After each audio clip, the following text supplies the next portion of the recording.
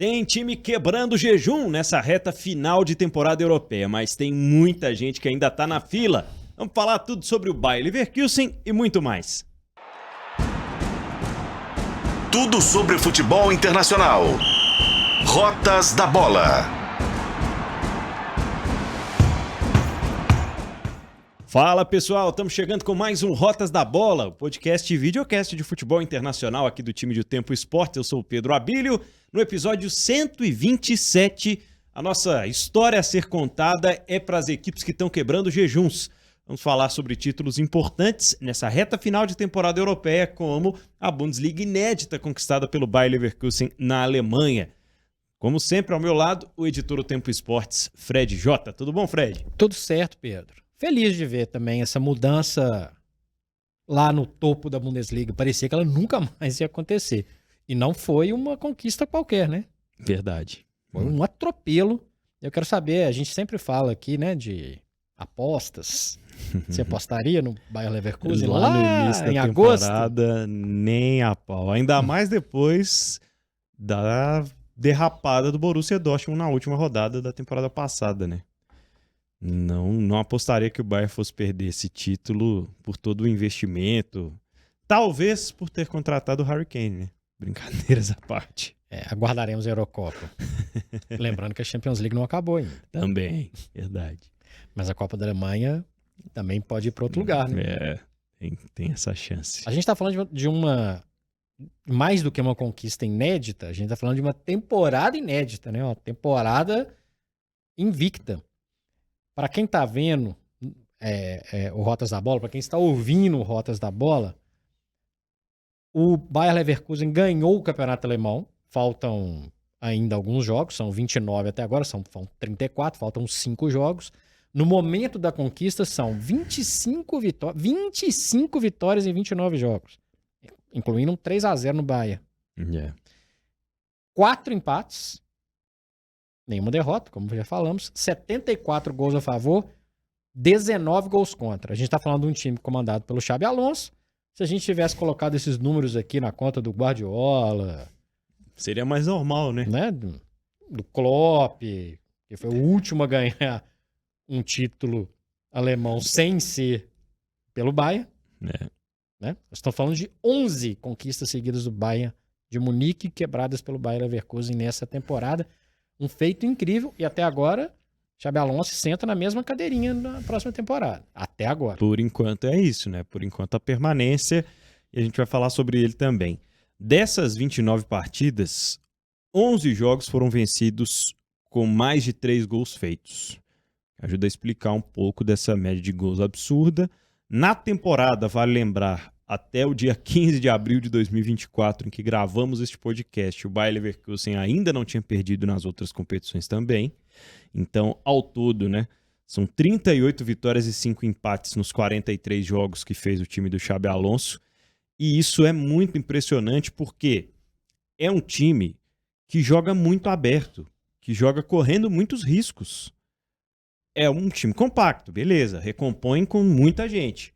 Mas é um time que joga muitas vezes perdendo a bola lá na frente e tomando contra-ataque. É impressionante ver o Bayer Leverkusen jogar. E nas vezes que eu assisti na temporada, eu confesso que falei, poxa, será que é isso mesmo? O padrão é esse? É um time assim, meio kamikaze? Mas não, tem toda uma tática por trás de um pensador, de um cara que sabe a importância, por exemplo, dos passes longos, em que ele era um especialista e que esse time usa muito bem, contando com vários talentos, jogadores mais jovens. Impressionante a temporada do Leverkusen. E é um time que joga rápido. É um time que tem posse de bola, mas não é aquela posse de bola que roda a bola, toca aqui e volta para trás e tal. É um time rápido. Inclusive, eu sugiro, para quem está nos acompanhando, Pedro, vale ver muito trechos de treinos do Xabi Alonso. É legal demais, né? É muito interessante, assim, claro que são cortes, mas a dinâmica do Xabi Alonso, como que ele bate na bola até hoje, né? Impressionante. Como que ele inverte a bola do lado do campo, como que ele se apresenta para jogar. A gente está falando de um cara multicampeão. É um cara que foi campeão também no improvável Liverpool, de 2005 da Champions League. É. Era improvável. Mas foi multicampeão no Real Madrid, no Bayern de Munique, A seleção. campeão do mundo. A gente está falando de um jogador extra-classe, treinado também por treinadores extra-classe. Do suco aí de Guardiola, de Vicente Del Bosque, de outras peças importantes, ele conseguiu moldar um estilo de jogo que é impressionante. E quando eu falo que até agora ele vai sentar na mesma cadeira, até agora lá na Bayer Arena, isso também é muito legal, porque a gente vai virar uma temporada com o Liverpool sem técnico, um clube que ele tem uma ligação afetiva, etc. O Ancelotti fica onde que ele tá mesmo, né? Fica. Ah, tá. Não vai pra CBF, não. Só pra saber. E o Bayern de Munique, ao que tudo indica, vai virar a temporada sem técnico. E não me parece que ele apareceria no Barcelona, por exemplo. Também acho difícil. Enfim, ele ficando num ano de Champions League, uma Champions League modificada, e aí a gente vai ter que entender o seguinte, o padrão de jogo dele, ele vai manter. A ideia dele é adequar de acordo com a situação, mas o nível de jogo, para mim, se mantém. O que eu fico pensando é quem vai estar junto com ele ainda para... Pensando na próxima temporada, lembrando que ele poderia chegar na Champions League também por outros caminhos, né? Joga a Liga Europa, está caminhando para uma possível... Uma reta final, Né? que é um dos favoritos, sem dúvida. Acho que a gente terá uma surpresa, a gente terá uma surpresa em relação à quantidade de debandada de jogadores que podem acontecer em relação a isso. Lembrando que ainda pode ganhar a Copa da Alemanha. Bom, no Bayern... Sem o Bayern. Sem o Bayern, com esse pequenino detalhe. No Bayer Leverkusen, nessa temporada, eu levantei aqui a média de gols, é uma média de gols maior que a de Manchester City e Real Madrid, por exemplo. Mas ele joga a Bundesliga, ok? Eu falei aqui, venceu 11 jogos, marcando mais de 3 gols só no campeonato alemão. Mas são 123 gols feitos ao todo em 43 jogos. Só não fez mais gols que o City a essa altura da temporada, mas o Manchester City fez 50 jogos, jogou Supercopa de todos os tipos possíveis, né? Diferente do Leverkusen. E você citou os jogadores, né? É um time que tem vários jovens jogadores que o mercado já começa a ficar de olho. Lá no início da temporada, um pouco mais para o início, o pessoal vai conseguir voltar na nossa playlist, a gente falou de um jogador do Bayer Leverkusen que até saiu do holofote, que é o Boniface, o nigeriano, atacante. Ele largou com muitos gols, acabou sendo ultrapassado. Harry Kane, naturalmente, em algum momento ia assumir a artilharia da Bundesliga, o que aconteceu. Mas a média de idade ali, 23 anos, que tem o Boniface, por exemplo, vários outros jogadores estão muito próximos dela nesse Bayer Leverkusen que foi campeão. A gente falou do Frimpong também, você lembra? É verdade, holandês. Não é aquele Frimpong do Arsenal, não. Tá? Não, calma aí. Falando em Arsenal, né? Vai aparecer aqui. Tem jogador no meio de campo aí que ajudou nesse perfil do Bayer Leverkusen, né? Qual jogador? Não tem um tal de Xhaka, não? Ah, é verdade. É mesmo. Né? Lembrando que... Um dos que mais jogou, inclusive. Exatamente. O Arsenal, que vai ser tema daqui a alguns minutos, aguarde aí. Passou o Xhaka e o Xhaka levou uma experiência para o meio de campo que talvez a gente não imaginasse que ia ser um dos pilares de uma equipe campeã. Uma equipe campeã, repetindo.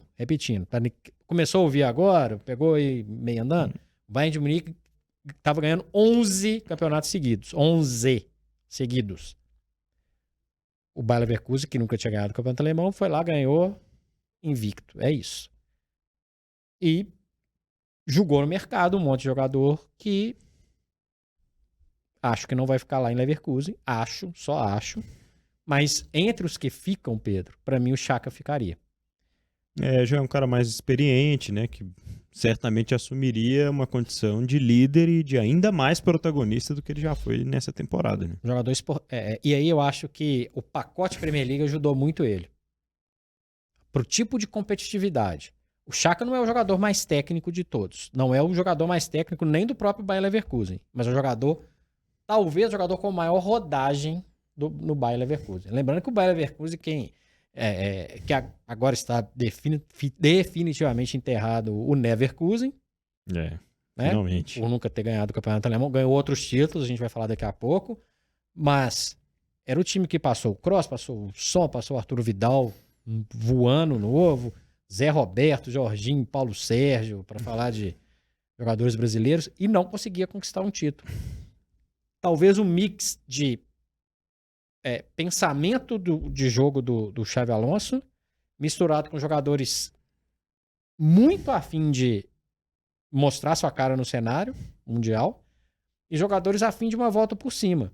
O Xhaka sai do Arsenal, ok, beleza, jogou várias vezes aqui, foi capitão, mas tchau. Não foi um cara que, nossa, o torcedor do Arsenal ficou morrendo de saudade. O cara foi se provar lá. Pra mim, o Grimaldo é o... Difícil falar um destaque, né? Sim, um time muito coletivo. Né? Mas se o Xhaka é o tom da experiência, pra mim, o Grimaldo é o jogador de maior destaque. Lembrando que não dá pra falar que no time do Xabi Alonso ele é um lateral esquerdo, né, Pedro? É, mais um ala, porque joga com 3 zagueiros e 5 no meio campo, né? Então é um jogador que dá assistência, faz gols, aparece, muda o posicionamento. Não é um jogador que joga lá, não é o ala tradicional. E tem o Wirtz, pra mim, que é um jogador... Esse jogador pode ser que vista alguma outra camisa em algum lugar, lembrando que a gente vai passar por uma intertemporada de Eurocopa, obviamente, de Copa América. Então tem muita gente aí que ainda pode mexer. Tenho muita curiosidade, a partir de agora, não só para ver como vai ser essa reta final, tentar um campeonato invicto, tentar a conquista da Liga Europa, tentar a Copa da Alemanha, fazer uma incrível... Como é que a gente fala treble em alemão? Nossa Senhora. Mas vai ser isso aí. Vai tentar essa incrível conquista, essa tríplice coroa, o que quer que você chame aí. Mas como que seria para a temporada que vem? Porque hoje, o técnico mais promissor do mundo chama-se Xabi Alonso. Que está no foco nesse momento e observado pelos grandes clubes. E o grande desafio agora é tentar manter o patamar, né? Porque o Bayer Leverkusen, por várias vezes, com esses jogadores que você citou há pouco, ele não conquistava o caneco, mas ele estava sempre na Champions, ele estava vira e mexe disputando fases decisivas ali de Liga Europa e tal. E de um tempo para cá isso meio que se perdeu. O Bayer Leverkusen, ele passou a ser uma equipe de segunda para terceira prateleira ali no futebol alemão. Já naquele período dos títulos do Borussia Dortmund, pouco tempo antes, a gente teve times fortes do Bayer Leverkusen que não conseguia sobreviver nas competições europeias no mata-mata. E esse Bayer Leverkusen vem para alimentar essa esperança. E o Wirtz é talvez a grande joia a ser lapidada. Dificilmente passará mais uma temporada, né, no Leverkusen depois dos números que ele conquistou ao longo de 2023 e 2024, mas... eu não duvidaria, porque o jogador que conquista um título desse tamanho, ele cria uma identidade muito forte com o jogo do treinador e com a torcida. Então são dois caminhos que podem, de alguma forma, ir na contramão do jogo de hoje, do futebol de hoje, do mercado de hoje em dia, que vai muito mais de encontro, né, à oportunidade do clube grande do que, de fato, do jogador querer construir uma história numa equipe como o Bayer Leverkusen, né? Mas eu te falo até mais. A linha de pensamento é uma coisa interessante. Qual linha de pensamento vai ser adotada pelo técnico X do Wirtz na próxima temporada? Pois é. Não sei. É mais do que fazer história. Porque às vezes acontece muito isso. O Leicester de 2016 é o que me vem à cabeça aqui. Não foram todos que brilharam fora, não era um esquema inovador, como o Xabi Alonso, nada disso, era o time do Ranieri, era um outro estilo de jogo.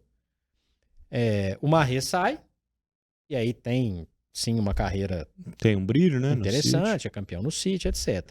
Mas no mais, o Vardy é um jogador identificado com o clube, decidiu ficar lá e tudo, mas não sai aquele, né? Saiu o Kanté. Mas o Kanté não mudou o estilo de jogo dele. Quando ele vai pro Chelsea, ele mantém um perfil muito semelhante. Sim. Que ele levou para a seleção também, né? E você não pode pegar um jogador que está acostumado com esse perfil de jogo, lembrando que o Xabi Alonso chega na temporada anterior, salva o Leverkusen do rebaixamento, do risco de rebaixamento, e vai para o título no campeonato seguinte com um perfil de jogo muito interessante. Não é qualquer time que faz 3-0 no Bayern de Munique, não sabendo que era um jogo decisivo. Agora a gente está falando de uma diferença de pontos. Verdade. Abriu 13 pontos, né, para confirmar o título. Isso. Mas na época não era isso.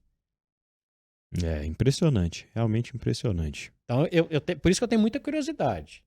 Tenho muita curiosidade. Se perder peça, quais peças ele traria? O time vai estar em foco. Agora é temporada de Champions League, meu amigo. Champions League. Vai saber se vai ter uma Supercopa da Europa. Se for campeão da Liga Europa, vai ter um outro jogo contra alguém aí pesado. Lembrando que é tradicionalmente, né, Fred, um clube acostumado a abrir portas no futebol europeu para catapultar a carreira de vários jogadores, né? É um clube que vira e mexe, aparece aí um jogador ou outro que desperta interesse do mercado maior, né? Além daqueles que eu citei aqui, né? Para citar um exemplo de alguém que não ganhou com o Bayer Leverkusen e continua sem ganhar, né? Que é Heung-min Son, por exemplo. Eu acho que muda um pouquinho. Não é uma novidade o Bayer Leverkusen jogar a Champions League, não é isso. Mas nesse momento inflacionado do futebol, o Bayer Leverkusen ganha uma proporção interessante. Ele vai querer se manter nesse nível? Ou ele vai ser só um centro formador de jogadores? Tanto jogadores formados lá, quanto jogadores que se desenvolvem lá. Que se desenvolvem lá. O que o clube está pensando? Isso a gente não tem essa resposta agora. A gente não tem. Então é interessante saber o que está sendo programado para a temporada seguinte. Ah, não, nós vamos disputar o título de novo. Então tá. O Xabi Alonso fica. Nós não vamos abrir mão de alguns jogadores aqui. O mercado vai vir babando. Lembrando que tem gente que vai disputar a Eurocopa que também muda o valor. E é interessante ver alguns jogadores também jogando na Eurocopa de um jeito diferente. Então, eu imagino que, assim, nesse momento, ganhar a Bundesliga é muito importante, muda um pouco o patamar, muda o holofote, muda o foco e vai ter que ter uma atenção em relação à projeção do clube. O Leicester, que eu citei aqui, que para mim é o exemplo mais próximo, assim, né, dessas grandes novidades, ele vai bem na Champions League seguinte, vai para o mata-mata, segura alguns jogadores por um tempo, consegue ganhar uma FA Cup pela primeira vez e depois cai para a segunda divisão. Não conseguiu, né, se manter ali no patamar para cima. Acho que a concorrência era maior também, mas eu tenho curiosidade para entender o que esse Bayer Leverkusen vai fazer. Até porque vamos falar de jejum aqui nesse episódio bastante. E o jejum do Bayer Leverkusen era muito conhecido. O Fred já citou o apelido aqui de Neverkusen, adquirido lá no início dos anos 2000, quando encerrou ali um ciclo de alguns vice-campeonatos que aconteceram num período de tempo muito próximo. E o Leverkusen ganhou uma Copa da UEFA em 88, aí ele ganha uma Copa da Alemanha em 93 e tem o título da segunda divisão, né, em 78 e em 79. Tinha conquistado antes um caneco da Bundesliga 2. Quando a gente fala em Neverkusen, em jejum e tal, nem se imagina que a gente está falando, por exemplo, de jogadores como Michael Ballack, e entre outros. Lúcio. 4 vice-campeonatos em 5 anos. E um desses vice-campeonatos foi o da Bundesliga, do início dos anos 2000, 2001, 2002. O Bayer Leverkusen estava com a faca, o queijo, a goiabada, tudo na mão e entregou a paçoca para o Borussia Dortmund, que anos depois entregaria um campeonato para o Bayern na temporada passada. Perde a Copa da Alemanha na temporada anterior e perde, além de perder ser 4 vezes vice-campeão da Alemanha no final de 97 ali até 2002, perde em sequência o campeonato alemão, esse que foi dolorido, perdeu a Copa da Alemanha e perdeu uma final de Champions League. Sim, o Bayer Leverkusen jogou uma final de Champions League com... Fica nesses dois aí pra você ter uma ideia do tamanho do time, que tinha o Bala, que tinha o Lúcio, zagueiro. A final de 2001 perde pro Real... 2001, 2002 Isso. perde pro Real Madrid, que é aquele gol histórico do Zidane, né? Que o Roberto Carlos cruza uma bola no alto e o Zidane pega num voleio maravilhoso. Temporada 2001, 2002. E aí, enterraram o sapo lá, né, Pedro? E aí o jejum começou e só acabou em 2023, 2024, quando a torcida pôde descer para o campo e comemorar junto com os jogadores. Aliás, cenas muito bonitas, né, do título da Bundesliga conquistada pela equipe do Bayer Leverkusen. Alguma ocorrência registrada? Não que eu saiba. Beleza. Só pra gente Só continuar. para constar, né? Beleza. Lembrando que eu ia falar do Borussia Dortmund, que teve uma situação muito parecida, né? Porque jogava em casa na última rodada da temporada passada e tremeu, né? O Bayer Leverkusen, na primeira oportunidade que teve de ser campeão, você falou ainda, faltam muitos jogos. Primeiro jogo que tinha a possibilidade de confirmar matematicamente o título, meteu 5. E não quero mais saber disso. E no Werder Bremen, não é um adversário tradicional. Lembrando que o Borussia perdeu a chance na temporada passada, jogando em casa contra o Colônia. Era só ganhar e entregou para o Bayern de Munique. Lembrando que Colônia e Dortmund são de uma região próxima. Tinha tudo uma... Então tinha ainda uma dose ali de rivalidade, apesar que acho que até no fundo o Colônia gostaria que o Bayern parasse de ganhar um monte de títulos seguidos. Pessoal, quem apostaria, né? Nesse título, a gente já brincou com isso aqui, mas você sabe, ganhar e perder faz parte do jogo. No final, o que conta mesmo é a emoção. E quem sabe muito disso é a KTO.com, que é o lugar perfeito para você que quer brincar com as probabilidades do futebol, optar com responsabilidade e se divertir numa plataforma fácil de usar com diversas possibilidades de fazer o seu jogo. Pois é, fazendo seu cadastro na KTO, você tem até R$200 para dar o seu primeiro palpite sem risco, conta com cashback para sacar e várias promoções para você participar. É bom demais, né? Então você já sabe, quer mais diversão? Acesse kto.com e faça seu cadastro. Lembrando que é um site para maiores de 18 anos, portanto, jogue com responsabilidade. Estamos falando sobre jejum no episódio 127 do Rotas da Bola e sobre alguns times que quebraram este jejum. Na temporada 23-24 também foi do Athletic de Bilbao. O Bilbao quebrou um jejum muito grande, sem levantar um caneco, mas é um time que, diferente do Bayer Leverkusen, era tradicional levantar caneco para eles antigamente, Fred. Pois é, o caneco em questão é o da Copa do Rei da Espanha, competição na qual os dois maiores campeões não são Barcelona e Real Madrid. É o Barcelona e o Athletic de Bilbao, tradicionalíssimo. Aliás, de tudo que eu vi até agora, em termos até de ser diferente, além da festa no estádio, a festa pelos rios da cidade de Bilbao, com os jogadores em barcos, para conseguir passar para uma maior parte da cidade. Uma tradição que iniciou lá nos anos 80, quando o Bilbao foi campeão espanhol. E naquela época, acredite se quiser, não só o Athletic Bilbao foi campeão espanhol, como a Real Sociedad, rival histórica, região do País Basco, também foi campeã espanhola. O Athletic Bilbao já tinha perdido algumas finais, desde a temporada 84 para essa. 84, hein? Faz as contas aí para quanto tempo que não ganhou. Quarentinha, né? É muito tempo. Então, na hora que chega, na hora que conquista, deixa grandes pelo caminho, é uma conquista que é muito valorizada, porque é muito difícil ganhar. É uma Copa. Sim, hoje, para isso acontecer na Espanha, a Copa é o melhor caminho, né, Pedro? É verdade, porque o título de La Liga tem ficado incessantemente em Madrid ou Barcelona já há algum tempo. E olhe lá quando sai do Santiago Bernabéu e vai pro Atlético de Madrid também, já tem um bom tempo que não acontece.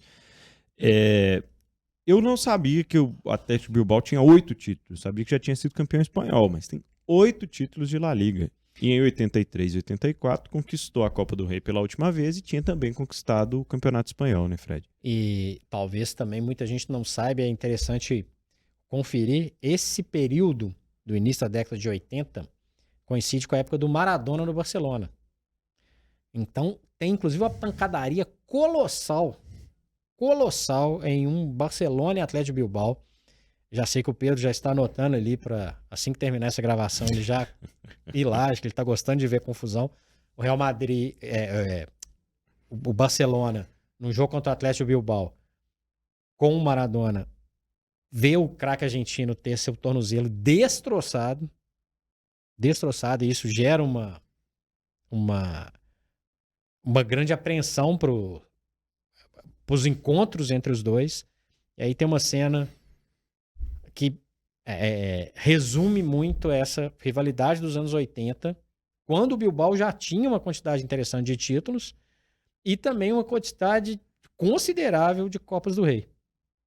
Um time difícil de ser batido, um time cascudo, inclusive de um aspecto mais duro. Hoje é um time muito mais leve, mas com uma característica igual, que é a da torcida. É espetáculo o tempo inteiro. San Mamés, inclusive, é chamado, o estádio do Atlético Bilbao, chamado de Catedral de San Mamés, para a gente ter uma ideia da paixão da torcida. Mas você gosta de confusão? Procura essa aí, né? No YouTube. O Pedro já está aqui anotando. Anotei, já vou pesquisar em breve para assistir a confusão. Para lembrar que a campanha, né, foi um empate emocionante, gol no final e tal, contra o Mallorca na decisão com disputa de pênaltis e a vitória por 4-2 nas penalidades para garantir o título ao Atlético de Bilbao. Mas ele derrubou o Atlético de Madrid e Barcelona ao longo da campanha. Nas quartas caiu o Barça, até as quartas na Copa do Rei são jogos únicos. Aí a semifinal tem ida e volta e a final volta a ser jogo único. Enfim. Dessa vez foi em Sevilha, mas normalmente a pessoa gosta de mandar essas competições, Supercopa, lá para a Arábia Saudita. Enfim. Acontece. Inclusive o Atlético Bilbao é um frequentador de Supercopa na Espanha, porque na Espanha jogam 4, né, na Supercopa. Então o campeão e o vice da Liga e da Copa vão para a Supercopa. Então, de vez em quando, o Bilbao viaja aí com a Supercopa da Espanha para outros lugares também. E aí tem Alavés, Eibar, o Caión da terceira divisão e o Rubí, que disputa o campeonato catalão, né, mas joga a Copa do Rei nas primeiras fases também. E foram esses os times que o Atlético de Bilbao venceu para se tornar o campeão com Ernesto Valverde no banco de reservas. Com identificação gigantesca com a cidade, com o clube, cenas muito bacanas de ver o Valverde. Só para colocar em números aqui, estamos falando de um time, Pedro, que disputou 40 finais de Copa do Rei. E conquistou 24. 24 conquistas, 16 derrotas. O Barcelona, que por muito tempo estava atrás do Atlético Bilbao, hoje tem 31 títulos e perdeu 11 finais. E o Real Madrid tem 20 títulos e 20 vices. Ou seja, o Atlético Bilbao tem 4 títulos a mais do que o Atlético Madrid, do que o Real Madrid, e mais do que o dobro do Atlético de Madrid, que tem 10. Louco. Só para a gente ter uma ideia da tradição e o que significa o Atlético Bilbao. E muito interessante esse reencontro do Valverde. Né? Quando termina o jogo é emocionante contra o Mallorca. O Mallorca empata o jogo e tem uma comemoração imensa por ter empatado o jogo. E a torcida do Atlético Bilbao sem parar de cantar e vence nos pênaltis. Quando a câmera focaliza o Valverde, é uma cena muito bacana, porque ele já tinha passado pelo Bilbao e volta e taça é muito legal. Ele começa a carreira de treinador, né, depois que para de jogar, no Bilbao Athletic, né, que eles chamam lá, que é o time B do Atlético de Bilbao, que joga as divisões inferiores. E já tinha ganhado a Copa do Rei com o Barça, né? Tinha ganhado La Liga e a Copa do Rei. Mas aí não tem graça, com o Barça é muito fácil. E aí todo mundo ganha, né? E em 2015 ele tinha conquistado a Copa do Rei com o Atlético de Bilbao. A Supercopa, né? Vai se lembrar daquele 4-0, foi em 2 jogos contra o Barcelona, e teve um 4-0 do Atlético Bilbao com Messi em campo, com todo mundo em campo e o Athletic Bilbao foi campeão daquela Supercopa da Espanha. Separei alguns dos destaques individuais entre os jogadores que disputaram essa Copa do Rei, disputam essa temporada boa que o Athletic Bilbao faz na La Liga também. Iñaki Williams, que é ganês, mas tem também a dupla nacionalidade, né? Ele é um hispano-ganês, mas é o único estrangeiro. O resto é todo mundo espanhol no time do Bilbao. E aí a gente tem que lembrar de algumas questões históricas que envolvem o Athletic Bilbao. É talvez o time que levou mais a ferro e fogo até onde conseguiu a questão de não sujar, entre aspas, a sua camisa com um patrocínio. Uma camisa vermelha e branca, em listras horizontais, em listras verticais, não era manchada. E quando foi manchada entre aspas, pelo amor de Deus, gente, foi pela Petronor, que era uma empresa local, e também uma outra questão: só podem jogar jogadores de origem basca. Então, o Williams tem uma relação familiar que permite que ele jogue no Athletic Bilbao. O que torna essa quantidade de títulos, essa história do Athletic Bilbao ainda mais impressionante. A gente está falando de um time campeão numa era de super times, né, a Liga das Estrelas, La Liga. Então, é a Liga das Estrelas bascas. Seleções mundiais, né, que se tornaram os times, e o Athletic Bilbao é um dos poucos que restringem essa situação por conta própria, né? Que não depende da liga para poder fazer esse tipo de coisa. Enfim, tem os dois lados, né, dessa história. Nico Williams, jovem que jogou muito bem, ele chamou muita atenção no amistoso contra o Brasil recentemente, né, no 3-3, e é um dos destaques individuais, joga ali na ponta esquerda do time do Valverde, um bom jogador, um cara a se ficar de olho porque é muito jovem também, né? Então tem muito a conquistar aí. O Villalibre, Asier Villalibre, barbudão, ele foi o artilheiro, 6 gols na campanha, e o detalhe é que foram em 3 jogos nas fases anteriores. Ele fez 2 e 6 gols. Tá valendo. Artilheiro. E o Nico Williams fez 3 gols nessa campanha de Copa do Rei, mas deu 5 assistências. Jogou muita bola. Esse time que tinha o Ander Herrera, que não entrou na final, mas durante toda a temporada foi o 12º jogador, se é que dá para assim dizer, né? O jogador passou pelo Paris Saint-Germain, Manchester United, camisa 21. Né? O outro jogador, como já falei antes, com ligações bascas. Então, ele volta pro time do coração. É muito romântico isso ainda, né, Pedro? A gente pode ficar discutindo aqui, vale, não vale. É legal quando isso acontece, né? Pois é. É muito legal ver isso, mas no último momento, será que ainda cabe no futebol tão competitivo? É uma discussão para um outro Rotas da Bola. Enfim. O Atlético de Bilbao, então, campeão da Copa do Rei na temporada em que tivemos Girona liderando a Liga, né? E pelo menos essa realidade aí do Atlético Bilbao conquistando a Copa. Fred, ampliando a discussão e as histórias sobre as camisas pesadas que ainda estão em jejum, ou que estão sustentando o jejum. Primeiro, é igual aquele negócio, 3-0 é goleada? Quando que começa o jejum de título? Tem várias formas da gente pontuar o jejum. Pra gente, aqui no Rotas da Bola hoje, vamos pensar no jejum dos títulos de liga. Sim. Que eu acho que dá para dar uma direcionada melhor. O Athletic Bilbao tinha ganhado, por exemplo, a Supercopa. E o Leverkusen, que a gente falou, tinha ganhado lá atrás a então Copa da UEFA. Mas tem campeonatos que tem um gostinho diferente. Verdade. Né? O alemão nem se fala em relação pro Bayern e nem se fala a Copa do Rei pro Athletic Bilbao. Agora, tem gente que no mercado hipercompetitivo e com injeção de dinheiro muito maior, tá lá na filinha, né? E tá demorando. Tem gente que, inclusive, tá demorando para chegar na porta e bater. Se a gente for falar da Premier League, tem muita gente que pensando no atual cenário, não só na tradição em si, mas com a quantidade de dinheiro, quantidade de jogadores, é impressionante a gente imaginar que 3 do Big Six vivem jejuns imensos. É. Ou dá pra falar que pro Manchester United 11 é pouco? Não, já é um período considerável. Pois é, esse é um que tá no jejum e vai continuar no jejum nessa temporada. Vai. Ganhou em 2013, o último ano do Alex Ferguson. Vai virar o ano aí com 12 anos. Vai chegar no janeirão aí 12 anos. E eu não vejo perspectiva desse jejum mudar muito, não. Ganhou uma conquista ou outra, Copa da Liga, ganhou A Liga Europa, né? Com a o Liga Mourinho. Europa, mas é diferente. Pra gente seguir aumentando o degrau, o Arsenal vai quebrar essa temporada? Complicou.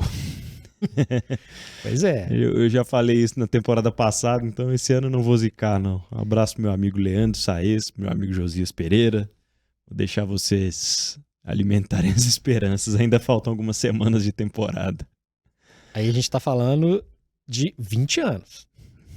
2003, 2004, com os Invincibles. Acho que o negócio foi tão espetacular, falar, para, agora eu vou avacalhar aí, agora vamos parar com esse negócio. 20 anos. E depois de um tempo sem chance de concorrer ao título, anda circulando por ali. Lembrando que o Manchester United, ele teve uma temporada, ele foi campeão inglês em 67, joga a Copa dos Campeões em 68, é campeão, é o primeiro inglês campeão da então Copa dos Campeões, atual Champions League, em 68, cai na Inglaterra em 74 para 75, volta na temporada seguinte, mas vai conquistar um título inglês em 1993, na temporada inicial da Premier League, 92-93. Então faz a continha aí, ó, de 67 para 87, 26 anos sem ganhar um campeonato. Então estamos subindo aqui o patamar. Não vou entrar em outros jejuns da Inglaterra. O Newcastle não foi campeão na década de 1920. Acho que não é o caso agora da gente entrar, porque nós vamos ampliar o leque, porque o leque tem clubes tradicionais. Sim. O Aston Villa ganhou na década de 80, nunca mais voltou a ganhar. O Chelsea chegou a ficar 50 anos sem ganhar. Ganhou lá em 1905, vai ganhar, 1955, vai ganhar lá em 2005. Mas assusta o Tottenham, que também não vai quebrar esse jejum nessa temporada, que ganhou o último campeonato inglês em 1961. Impressionante. É muito tempo para um time como o Tottenham, um time que fez de tudo nos últimos anos para seguir a cartilha.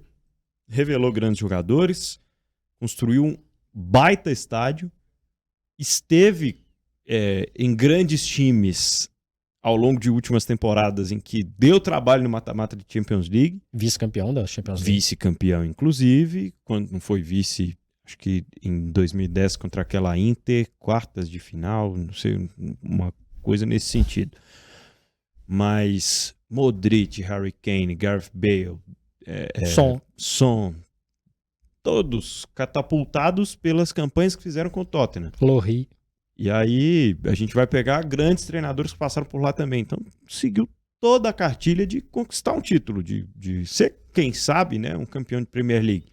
Hoje a gente já nem sabe mais se existe Big Six, até por causa de Manchester United da vida, mas o Tottenham já há algum tempo, né? Se discute até que ponto o Tottenham é de fato um time do Big Six. Em quantidade de títulos ingleses, lembrando que o último título mesmo do Tottenham é 2008, a Copa da Liga Inglesa. O Tottenham por muito tempo foi o maior campeão da FA Cup. Hoje é o seu maior rival, o Arsenal. E os outros passaram o trator, deixaram ele para trás. Era o time do Lineker, era o time do Gascoigne. E ainda assim, num período de muito mais equilíbrio, Sim. Anos 80, 90, o início da Premier League, o Tottenham não ganha. É uma coisa impressionante. Não vai ser nessa temporada. Vai ter que mudar muito para tentar ser na temporada seguinte. Mas é um cenário maluco. Lembrando que o Leicester ganhou nesse meio tempo. Lembrando que o Blackburn, que tem campeonatos do passado, do século anterior, inclusive, mas ganhou em 95. O Chelsea não ganhava nada.